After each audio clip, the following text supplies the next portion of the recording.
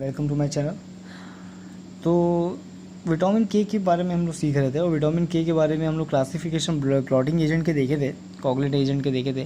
सबसे पहले इसमें विटामिन ए के पहले लाइन है फैट सोल्यूबल विटामिन, जिसे कहा जा सकता है। दूसरा इसमें नेचुरली देखा जाए तो ये दो फॉर्म में होता है। नेचुरली देखा जाए तो इसके दो फॉर्म होते हैं, एक होता है विटामिन K1 एंड होता है K2। जो K3 होता है, एक मैंने और बताया था ना K3, और वहाँ पे मैंने सामने लिखा था कि वो सिंथेटिक होता है। तो जो विटामिन K3 था वो क्या है यार, विटामिन K3 लिपिड सॉल्युबल होता है। इस चीज़ को मार्क कर लो, ठीक है। लिपिड सॉल्युबल है और फैट सॉल्युबल है, ठीक। अब ये जो विटामिन K है ये क्या करता है, ये कई कोगुलेशन फैक्टर को बनाने में मदद करता है, जैसे कि प्रोथ्रोम्बिन, ठीक। और फैक्टर नंबर 7, 9 एंड 10 मार्क कर लो। विटामिन के किन किन फैक्टर को बनाता है, 7, 9 एंड 10, ठीक है। इम्पॉर्टेंट है भाई। अच्छा, विटामिन के जो ये विटामिन के है ये प्रोड्यूस होता है हमारे इंटेस्टाइन के बैक्टीरियल फ्लोरा से, ठीक है। बस आपको इतना ही चीज़ें याद रखनी है, और जब ये एब्जॉर्ब होगा तो बाइल सॉल्ट। चलो ठीक है, इतना काफ़ी है। तो विटामिन के बारे में छोटा सा नोट्स हो गया। अब इसकी यूज़ की बात करो तो आप बोल सकते हो कि इसको हाइपरथ्रोम्बेनिमिया में यूज़ कर सकते हैं, हेपेटोसेलुलर डिसीज़ में यूज़ कर सकते हैं, यानी जो भी डिसीज़ आपकी लीवर की हो उसमें भी यूज़ हो सकती है। जॉन्डिस में यूज़ कर सकते हो, डायरिया में यूज़ कर सकते हो। तो मैं यूज़ भी यहाँ लिख देता हूँ। इसका यूज़ है जॉन्डिस में और आपके किसमें, डायरिया में, ओके।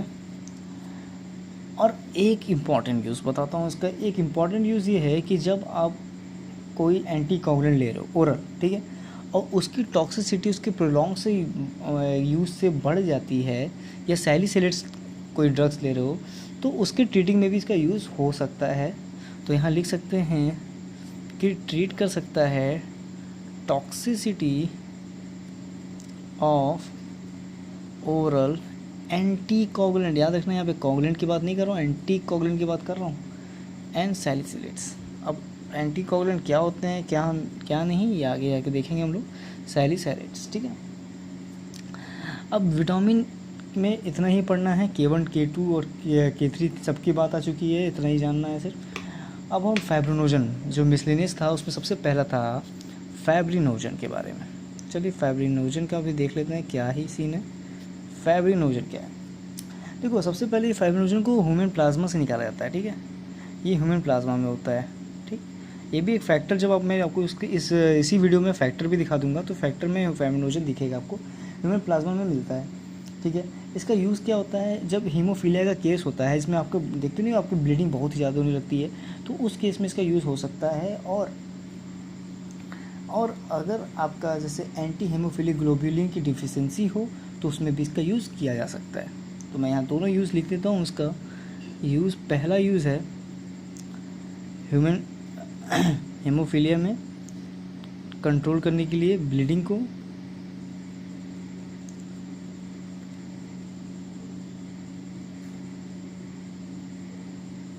और डिफिशिएंसी किसकी, ऑफ एंटी हेमोफिलिक ग्लोब्यूलिन की, ठीक है। इसको आप AHG भी कहते हो ना। इसमें हम तो क्या करते हैं, इसमें अगर आपको डोज, तो देखो डोज तो इम्पोर्टेंट नहीं है, जीपैट के पर्पज़ से भी नहीं, फॉर नॉलेज पर्पज़ में बता दूँ, 0.5 mg की जो ग्राम की जो है इसका डोज आता है। IV इन्फ्यूजन से इसको दिया जाता है, ठीक है। आपकी नॉलेज पर्पज़ के लिए मैंने यहाँ पे बता दिया है। तो फाइब्रिनोजन के बारे में ये हो गया। तो इसी टॉपिक से एक टॉपिक और निकल के आता है, एंटी हेमोफिलिक ग्लोब्यूलिन। याद है, ये भी था ना मिसलेनियस में भाई, हाँ। तो चलो इसको भी देख लेते हैं, ठीक है। तो मैं शॉर्ट फॉर्म में जो मैंने बताया था AHG, इसको भी देख लेते हैं। देखो जैसे ये ह्यूमन प्लाज्मा से निकलता है तो ये भी ह्यूमन प्लाज्मा से ही निकलता है। इसका काम भी इसी तरह सेम है, ये भी कंट्रोल करता है ब्लीडिंग को हेमोफीलिया के केस में, और जब AHG की कमी हो जाती है तो भी। ठीक है, तो बस इसमें ज़्यादा कुछ था नहीं। और टिश्यू एक्सट्रैक्ट के बारे में देखते हैं। अगला पॉइंट टिश्यू एक्सट्रैक्ट के बारे में था। टिश्यू एक्सट्रैक्ट क्या होता है? देखो ये सबसे इम्पॉर्टेंट तो नहीं है, लेकिन नाम से आपको पता चल रहा है कि हमारी टिश्यू ही इंजर्ड होती थी, हमारी टिश्यू ही इंजर्ड होती थी, और टिश्यू इंजर्ड होने के कारण जो प्लेटलेट्स या फिर जो भी वहाँ पे कोगुलेशंस हैं, फैक्टर्स हैं, वो एग्रीगेट होना स्टार्ट करते थे। तो टिश्यू एक्सट्रैक्ट उसी से मिलता जुलता है। ये क्या करता है कि एक्टिवेट कर देता है प्लेटलेट एग्रीगेशन को, ताकि जो इंटरनल हेमरेज हो गया है उसको ठीक किया जा सके। ठीक है, तो अगर सिंपल सी बात करूं तो इसका मैकेनिज़्म बस सिंपल सा है कि एक्ट करता है कि एक्टिवेट हो जाए प्लेटलेट एग्रीगेशन ना। और अगर यूज़ की बात करें तो इंटरनल हेमरेज को रोकने के लिए, कंट्रोल करने के लिए। ठीक है, सिंपल सी बात है। अब नेक्स्ट पेज पे हम देखेंगे एडिनोक्रोम के बारे में। एडिनोक्रोम भी था एक, ये क्रोम वो नहीं है जो आप चलाते हो। ठीक है, सो एडिनोक्रोम देखते हैं। तो एडिनोक्रोम एक ऐसे एजेंट्स हैं जो क्या करते हैं, हमारे ब्लीडिंग को बचाते हैं। जो हमारी जो ब्लड वेसल्स होती हैं, उनके जो सरफेस होते हैं, ये जो रॉ सरफेस है ना, इनकी जो ये रॉ सरफेस है, ठीक है, और ये छोटी छोटी जो वेसल्स गई हैं ना, इनमें छोटी छोटी जो वेसल्स गई हैं, चाहे कह सकते हो आप मैक्रो वेसल्स को, इनकी जो ब्लीडिंग हो जाएगी, अगर इनमें ब्लीडिंग हो जाए तो इस ब्लीडिंग को कंट्रोल करने के लिए एडिनोक्रोम दिया जाता है। ठीक है, सिंपल से। जैसे किस किस केसेस में एग्जांपल की बात करें तो मैं एग्जांपल कुछ लिख देता हूँ। एपिस्टैक्सिस के केसेस में, हेमेटेरियूरिया के केसेस में। अब देखो ये टर्म मैं समझाऊंगा नहीं, टाइम वेस्ट नहीं करूँगा आपका। अब ये टर्म 2-2 लाइन का है यार, आप क्रोम से भी देख सकते हो, वैसे भी आप देखते ही हो, समझा भी दूंगा तब भी भूल ही जाओगे। ठीक है, तो ये कई जगह आएगा, वैसे भी आपको याद हो जाएगा। तो आप क्या करोगे ना, आप क्रोम पे इसको खट से आप देख लेना और इसके बारे में छोटा सा नॉलेज, ज़्यादा बड़ा नहीं, ले लेना। ठीक है, रेटाइनल हेमरेज में। अब आखिरी है रूटीन। याद आ रहा है रूटीन भी था ना? तो ये रूटीन जो होता है ये प्लांट ग्लाइकोसाइड्स होता है। ठीक है, ये होता है प्लांट ग्लाइकोसाइड्स। देखो मेरा सब्जेक्ट कोग्नोसी तो है नहीं, लेकिन ग्लाइकोसाइड, प्लांट ग्लाइकोसाइड, जिसमें ग्लाइकॉन के मॉलिक्यूल्स और वगैरह होते हैं, तो आप समझ में आ रहा होगा आपको। और ये क्या करता है, जो हमारी कैपिलरीज होती हैं वेसल्स में, जो कैपिलरीज कट जाती हैं, उनकी ब्लीडिंग जो हो रही होती है, कैपिलरीज की से ब्लीडिंग जो हो रही होती है, उसको रोकता है या कम करता है। ठीक है, और ध्यान से समझो जो मैं पॉइंट बताने वाला हूँ। अगर इसको आप कॉम्बिनेशन विटामिन सी के साथ दे देते हो, ठीक है, विटामिन सी के साथ दे देते हो, तो इसका एक्शन बढ़ जाएगा। ठीक है, बस आपको इतना ही जानना था। सो हमने कोगुलेंट ख़त्म कर लिया। इसमें एक छोटा सा टॉपिक और आ रहा है, मैं उसको भी कवर कर देता हूँ फटाक से। तो अब जितना आपने पढ़ा था ये सारी चीज़ें, जैसे काफ़ी ऐसे थी ना कि जो IV इन्फ्यूज़न दे रहे थे, इंजेक्शन के थ्रू दे रहे थे ना, अब ऐसे आएंगे, ऐसे एजेंट्स आएंगे जो कोगुलेंट एजेंट्स होंगे लेकिन लोकली यूज़ होंगे। इसका नाम है लोकल हेमोस्टैटिक्स। ठीक है, तो नाम लिखते हैं, इसी में पढ़ लेते हैं, लोकल हेमोस्टैटिक्स। इसको हम कहते हैं स्टिप्टिक्स। ठीक है, याद है फिटकरी का यूज़ क्या करते हो आप? जैसे आपको चोट लगती है फिटकरी लगाते हो, कहीं कट जाता है तो फिटकरी लगाते हो, उसको लोकली यूज़ करते हो। ठीक है, और खून रुक जाता है, बहना बंद हो जाता है, वही ऐसे ही सब्सटेंस को लोकल हेमोस्टैटिक्स कहते हैं। बहुत ही सिंपल भाषा में समझाया मैंने आपको। अगर इसको नॉर्मली ऐसे सब्सटेंस में, क्या नाम है, सेंटेंस में लिखना होगा तो कैसे लिखोगे कि this are the substance use to stop bleeding from the local sites ना। जैसे आपका टूथ सॉकेट्स हो गया, ओपन वोन्स हो गया ना, उन सब जगहों पे, जैसे दांत में कभी कभार होता है ब्लीडिंग आने लगती है, ऐसा केसेस में होता है। इसको इंजेक्शन के थ्रू में नहीं दिया जाता। ठीक है, अब इसमें भी कई एजेंट्स आते हैं। सबसे पहला आता है इसमें थ्रोम्बिन। देखो ये थ्रोम्बिन जो होता है ये हमारे बोविन प्लाज्मा से ऑब्टेन किया जाता है। पहला पॉइंट मैं आपको एक सिंपली से मार्क नोट बनवा रहा हूँ। ठीक है, इसमें कोई कॉन्सेप्ट नहीं है, आपको सारा JP में क्लियर हो गया होगा। अब ये अप्लाइड तब किया जाता है ब्लीडिंग सरफेस पे, और ऐसा ये इसका जो एप्लीकेशन है ना, ये ड्राई पाउडर के फॉर्म में होता है, ठीक है।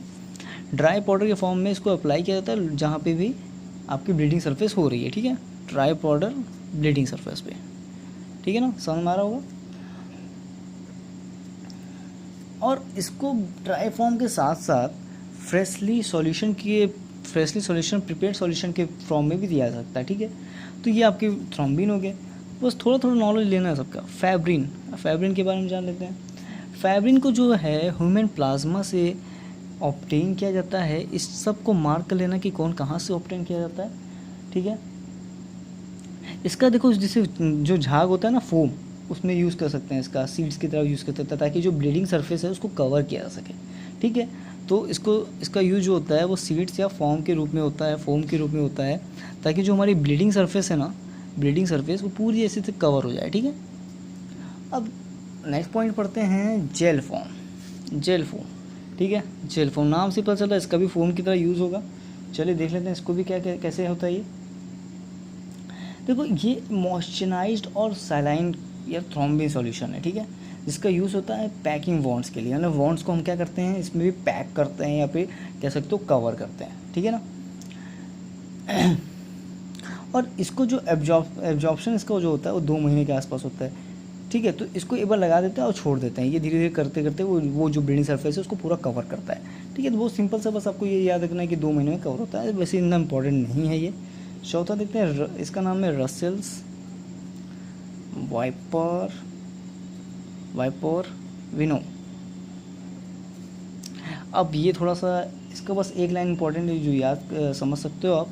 ये इन्हेंस कर देता है कोगुलेशन फैक्टर को, जिसका नाम है थ्रोम्बोकाइनेज को इन्हेंस कर देता है,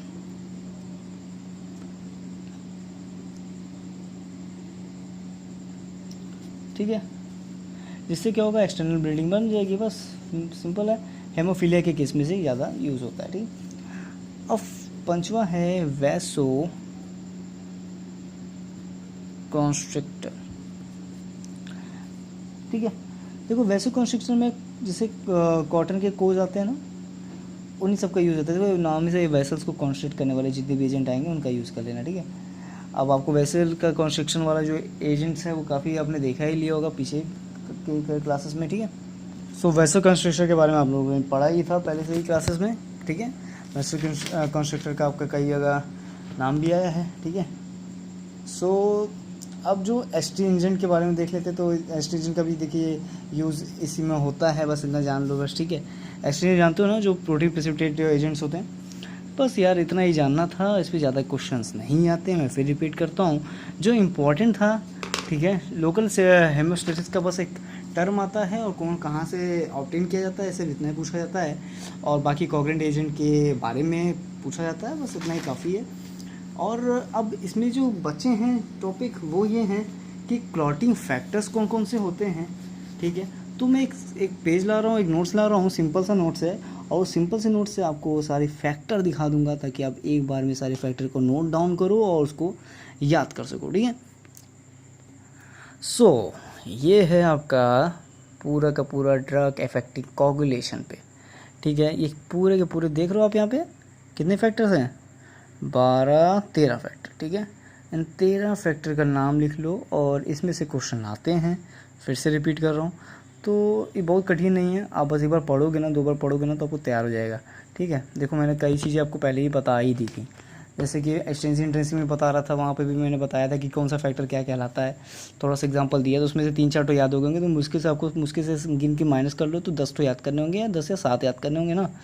फाइब्रोजन का नाम आपने सुना है, प्रोथॉम भी सुना है, टीसर फैक्टर सुना है। अगर तब भी याद नहीं होता तो आप मुझे कमेंट बॉक्स में बताना, मैं कोई ना कोई ट्रिक इसका बढ़िया से बता के आपको पूरा का पूरा याद करा दूँगा, ठीक है। फंक्शन ऑफ विटामिन के देख लेते हैं क्या है। विटामिन के का देखो, यहाँ पे मैं बताया था ना, उसमें भी बताया था कि 2, 7, 9, 10 के सिंथेसिस के लिए इसका यूज़ होता है। विटामिन के का फिर वही बात है कि सिंथेसिस कौन कौन सा 2, 7, 9, 10 के लिए यूज़ होता है।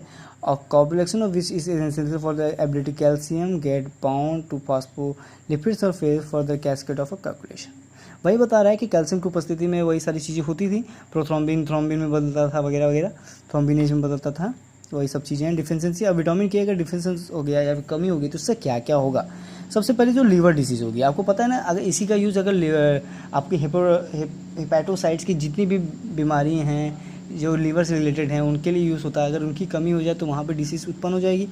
तो due to the liver disease के कारण हो सकता है, ऑब्स्ट्रक्टिव जॉन्डिस के कारण हो सकता है, मेल अब्जॉर्प्शन के कारण हो सकता है। जो इसका यूज़ था उसी की कमी से इसका, ठीक है, लिख सकते हो आप। मेल अब्जॉर्प्शन हो सकता है। लॉन्ग टर्म पे एंटी माइक्रोबियल थेरेपी यूज़ करोगे जैसे टेट्रासाइक्लिन और लैक्टम, तो भी विटामिन के की कमी हो सकती है। This is the mark point guys, ठीक है।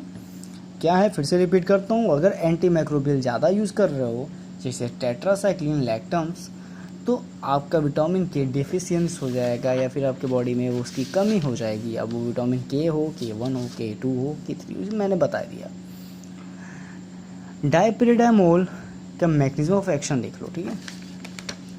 आपको डायपिरिडामोल का मैकेनिज्म ऑफ एक्शन दिखा रहा हूँ, कैसे वो फास्फोडाइस्ट्रेस को इनहिबिट करता है, कैम डिक्रीज हो जाता है और PGI2 पोटेंशिएट हो जाता है, ठीक है। PGI2 क्या होता है, प्रोस्टासाइक्लिन का होता है एक, ठीक है, और जिससे प्लेटलेट एग्रीगेशन हो जाता है। अब मैं जो मार्किंग पॉइंट बता रहा हूँ, देखो ये जो पॉइंट्स है, जो ये नोट्स है आपके सामने जो मैं लेके आया हूँ, ये नोट्स जीपैड पर्पस से, ठीक है। तो ये कलेक्ट डाटा है जो आपके सामने लेके आ रहा हूँ, ठीक है। देखो मैंने बहुत मेहनत की है सब चीज़ें खोजने के लिए और मैं आपसे शेयर कर रहा हूँ, तो आप भी थोड़ा सा मेहनत कर लेना यार, ठीक है। सो डायपिरिडामोल फास्फोडाइस्ट्रेस को क्या करता है, रोक देता है, जिससे कैम डिक्रीज हो जाता है, ठीक है। एनर्जी का प्रोडक्शन बंद हो जाता है, ये साइकिल होता है ना, जानते हो ना, साइक्लोएमिनो वाला। और PGI2 देखो प्रोस्टाग्लैंडिन का एक सीरीज़ होता है, जब आपको मैं ऑटोकॉइड्स पढ़ाऊंगा तो PGI2 के बारे में बताऊंगा। तो अभी यहाँ सब इतना जान लो कि प्रोस्टाग्लैंडिन का एक सीरीज़ होता है PGI2 जो प्लेटलेट एग्रीगेशन में मदद करता है। तो यही PGI2 को पोटेंशिएट करता है कि भाई प्लेटलेट एग्रीगेशन करो, क्योंकि प्लेटलेट एग्रीगेट नहीं होंगे तो कोगुलेशन कैसे होगा, बताओ आप, ठीक है। अब यूज़ में देख लो क्या है, इम्प्लांट्स में, वेनस में, थ्रोम्बो, क्या लिखा है, थ्रोम्बोलिज्म, ठीक है ना, बहुत सिंपल है। अब एक और देख लो, एबिक्सिमैब, इसका क्या होता है यूज़, देखो it is a monoclonal antibody and act against glycoprotein 2B3A receptor. बस आपको इतना ही याद करना है और ADR देख लेना है, हेमरेज और थ्रोम्बोसाइटोपेनिया। आपका जीपैड का कोगुलेशन ख़त्म हो गया, ठीक है। अब जो डाटा बचे होंगे उसको भी कवर करते हैं। सो 1 मिनट का और ये वीडियो होगा और इसमें लोकल हेमोस्टेटिस का जैसा मैंने आपको टर्म बताया था उसी में छोटा सा और एक कुछ पॉइंट जोड़ लेना, ठीक है।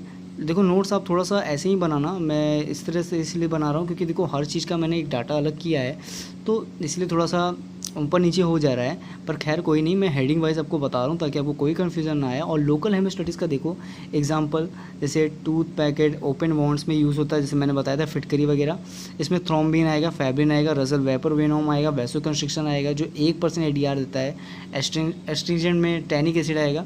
बस आपको सिर्फ इतना ही जानना है और हमारा कोगुलेशन ख़त्म हो गया। अब देखिए आपको नेक्स्ट हेडिंग दिख रही होगी एंटी कोगुलेंट एजेंट की, तो बहुत ही जल्दी एंटी कोगुलेंट एजेंट की भी लेके आएंगे और एंटी कोगुलेंट एजेंट को भी पूरा का पूरा ख़त्म करेंगे एकदम इसी तरह से।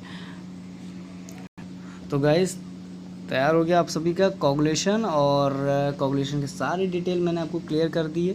कोगुलेट क्या है, कोगुलेंट के क्या एजेंट्स हैं, और उस एजेंट पे अच्छा सा ब्रीफ नॉलेज भी, नोट्स भी और हर एक चीज़ दे दिया, ठीक है। इंपॉर्टेंट पॉइंट्स बता दिया मैंने। सो अब मिलते, देखिए इससे क्वेश्चन ज़्यादा नहीं आते, मैं फिर रिपीट कर रहा हूँ, और जो इंपॉर्टेंट पार्ट था वो फैक्टर था, तो मैंने आपको उसको अच्छे से डिटेल करके स्क्रीनशॉट भी आप ले लेना उसका। सो मिलते हैं आपको नेक्स्ट वीडियो में, और उस वीडियो में एंटी कोगुलेंट की बात करेंगे। कोगुलेंट में हमने बात किया कि स्किन पे कट होने के बाद उसको कैसे रोकना है, कैसे खून को बहने से रोकना है, कौन कौन से फैक्टर वहाँ पे एग्रीगेट करके वो चीज़ को हेल्प करेंगे करने में, और किस किस तरह से एजेंट्स काम करते हैं।